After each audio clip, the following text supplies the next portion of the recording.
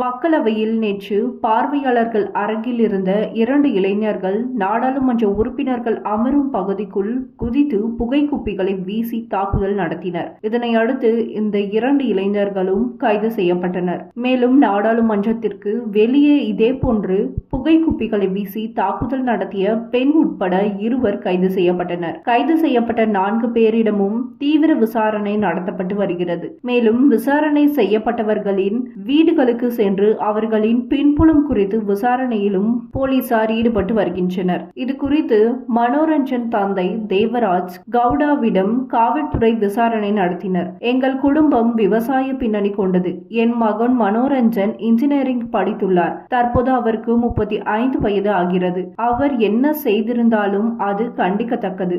என் மகன் தவறு செய்திருந்தால் தூக்கில் போடுங்கள் என்று தேவராஜ் கவுடா தெரிவித்தார். இதனிடையே மைசூரை சேர்ந்த மனோரஞ்சன் மார்க்சிஸ்ட் கம்யூனிஸ்ட் கட்சியின் மாணவ அமைப்பை சேர்ந்தவன் என்பது தெரியவந்துள்ளது. அவன் SFI கூட்டத்தில் உரையாற்றும் புகைப்படமும் வெளியாகியுள்ளது.